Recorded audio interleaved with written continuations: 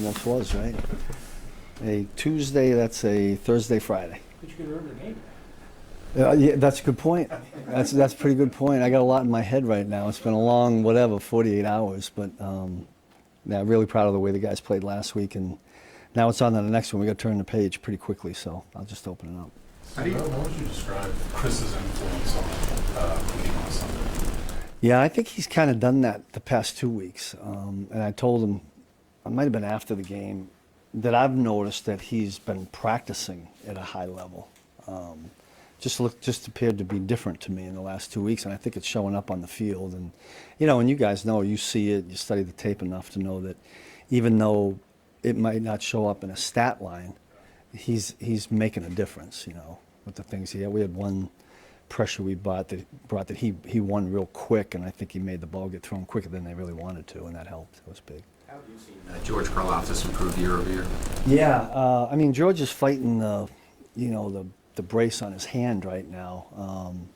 Him and I have been talking about that a lot, but I think, and he's kind of grown, and Chris and George have a really close relationship. I think that helps. He has with all the guys, and I think they're always talking football. At least I always see him talking football. Yeah, he came here as a young, I don't know, was he 20 yet when we drafted him? How young he was, and he had just turned 20 or 21. But he's grown into a fine young man, great character, and loves football. So he does anything and everything to get really good at football. Stands out to you the most about the things you have to deal with in a short week? And what concerns you the most just by virtue of that? Yeah, probably the biggest concern is, when you get a full week, I think you can dig, try to find a weakness, put something different in. Now, have we put some wrinkles in? Yeah, we kind of prepared for this a little bit back a while ago. But I don't think you can get the full allotment of what you would like to have. Like, what'll be interesting is after the game saying, if we had time, we could have put this in, but I hope that doesn't happen. And really, I think the biggest challenge, Coach Reed's probably talked about it, is just getting the guys fresh and ready to play physically. Could you speak to Brian Cook's game? Yeah. I'm glad you brought Brian up. I mean, I think sometimes he goes unnoticed. We talk about Trent and Nick and, the corners because they're really important in this league. But I think Brian had a really good game last week. Tackled well.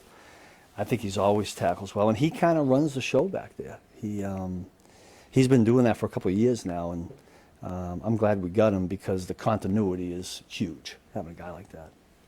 How do you begin to deal with these two Cowboys receivers who seem to be just having chunk yardage? Yeah, I'm not sure. They two big dudes, right? And they've been doing it really good for a long time. But we'll see. We're gonna have to mix it up a little bit. It's hard. I think the reason they're both so good now is because you can't take both of them away. You can't double both of them. So we'll find ways to try to mix it up. Steve, what's the challenge of those guys? The fact that it's not just that they separate. Catch the ball maybe one foot yeah. up, what's the they got that big catch radius, right? Length. It's hard to find DBs that are as long as they are. And I tell you the other thing that sticks out to me. Both of them when they catch the football. I mean, there's a lot of yards after catch. Number 9, throw him in there. He does it too. He's a speedy guy. So they got a lot of weapons. They got a lot of things to worry about.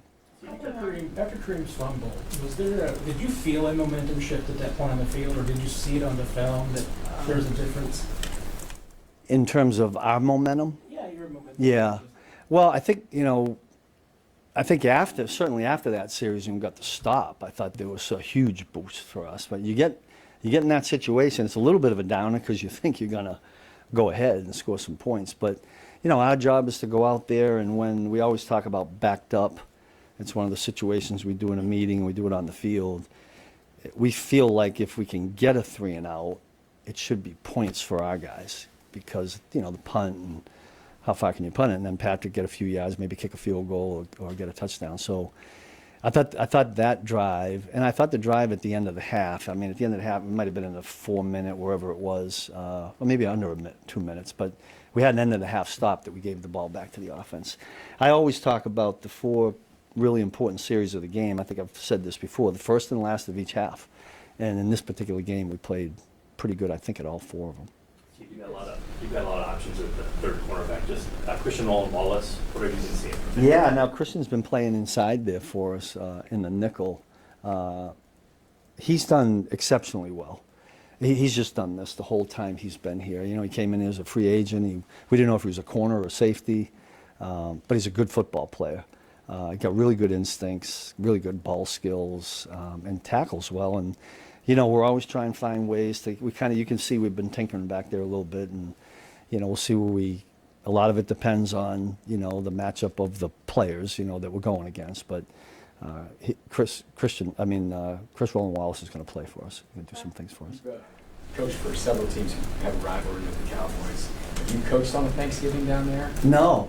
I think it's the first, but it hadn't been involved in the Thanksgiving Day game. So did you, you guys' lives are different than a lot of people who work on Thanksgiving a lot of times. Yeah. You practice that. Would this be normally a game if you home at 3:25 watching football at that point? Or are you still up there working? What's Thanksgiving like generally for you? Typically, if we had a Sunday game, I mean, you usually work the calendar around that. You make Thursday more like a Friday. You know how we normally go earlier, and then we can get the work done and usually catch part of one of those games. But if I'm home, and I mean, listen, we all want to go home and have some turkey on Thanksgiving, right? If you can.